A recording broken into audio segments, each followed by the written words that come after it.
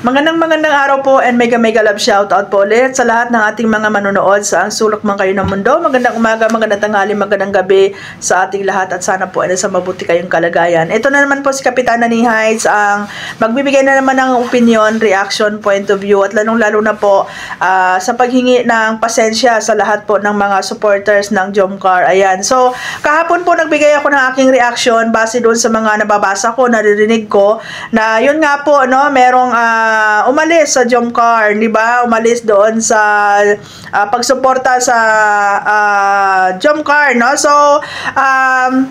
una-una po sa lahat, humihingi po talaga ako ng apology or ng pasensya po sa lahat ng mga supporters kasi nakita ko doon ang dami pong nag-comment, no? So, sobrang salamat po sa pag-comment ninyo, at least may kukorek ko po yung aking reaction. Ayan, no? So, hindi po pala talaga umalis sa Jomcar, kundi meron pong dalawang team na umalis doon under sa team ni founder Yang Mi. Pero, still, Jomcar supporters pa rin po sila kasi yun nga po, di ba, nagkaroon ng ibang team, no, nagkaroon ng another founder, no. So, yun po yung gusto nating ikaklaro, no. So, ako po ay humingi talaga ng pasensya sa inyo kung mali po yung pag-deliver ko ng aking reaction or information, no. So, yun nga, no, meron dalawang team na umalis sa team ni Yang Mi, but still, supporters pa rin sila ng Jomcar. So, doon pa rin po ako, no, sa stand ko na bilang isang supporters ay wala naman pong masama kung umalis man sila doon sa team ni Yang Mi kasi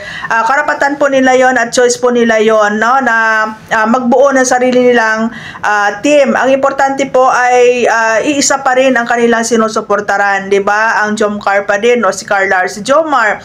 Sabi ko nga doon sa mga nauna kong reaction is the more the merrier, no? Habang dumadami yung mga teams, hanggang dumadami yung mga grupo, ay mas lalo pong nagiging matibay yung isang team, no. Ang importante, magkaiba man kayo ng grupo, magkaiba man yung mga tinuturing ninyong mga leader, ay iisa pa din po ang hangarin kundi yung pagsuporta po dito sa love team ng Jomcar, di ba? At hindi po natin mabiblame yon yung ibang mga supporters kung gusto man nila umalis dito sa grupo ni Yang Mi.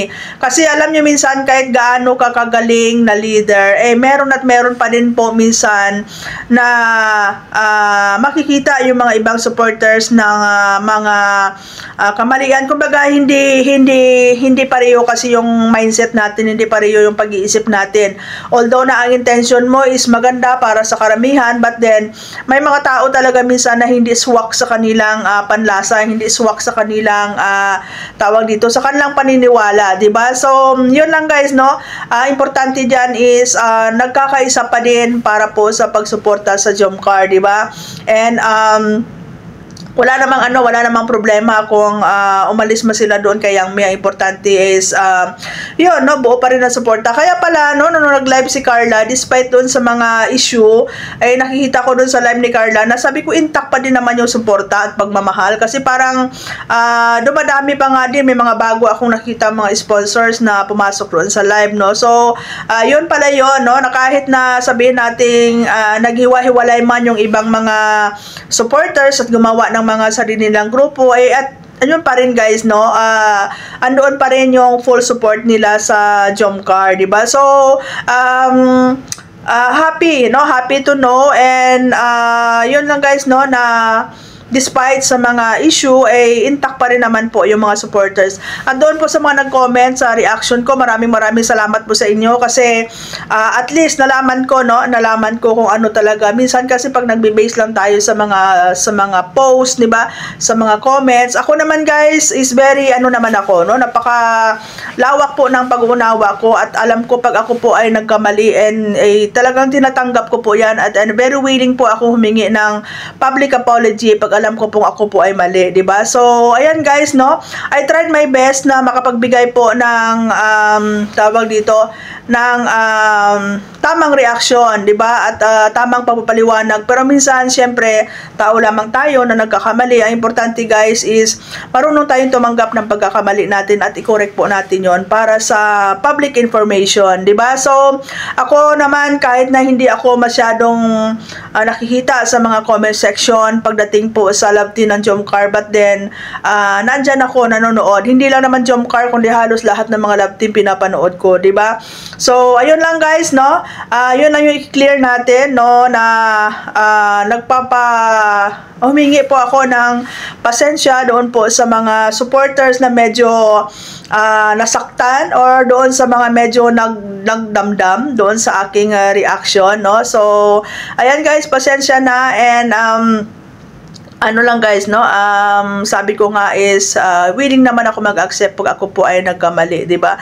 So, ang mali ko lang doon is sinabi ko lang na umalis sa Jomcar, but sabi ko nga, karapatan naman nila yon na maghanap ng bago nilang susuportahan. Wala naman po tayong sinabi na masama against doon sa mga umalis, di ba? Kumbaga, pinipilit nating bigyan ng tawag dito ng pagpapaliwanag na ang bawat isa ay may karapatan po kung saan nila gustong lumipat or saan nila gustong sumuporta, no? Yun lang naman yung sinabi natin. Wala naman tayong sinabing masama against doon sa mga umalis doon sa team ni Yang Mi. And bilang leader, no, si Yang Mi bilang leader, naintindihan naman yun guys, kasi we can please everyone, di ba? Hindi natin mapipilit kasi yung mga ano kasi guys, yung mga kasamahan natin o yung mga supporters natin ang nakakita kung ano po yung mga mali natin, kasi sila yung nagsisilbing salamin or mirror natin dito sa mga ginagawa at mga pinagsasabi natin, di ba? So, yun lang, no? Importante is marunong tayong tumanggap ng pagkakamali natin, and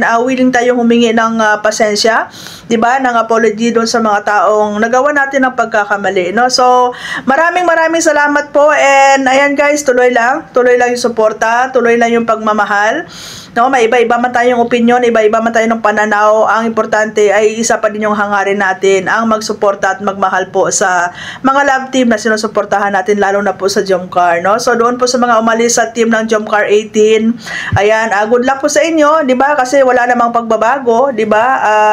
Nag-iba lang kayo ng pangalan ng team, but then, ang hadikain ninyo at ang suporta ninyo ay na kay Carla pa din at saka kay Jomar. So, congratulations and good luck po sa inyong lahat. And once again, pasensya po, no? May public apology po sa inyong lahat, at maraming salamat po.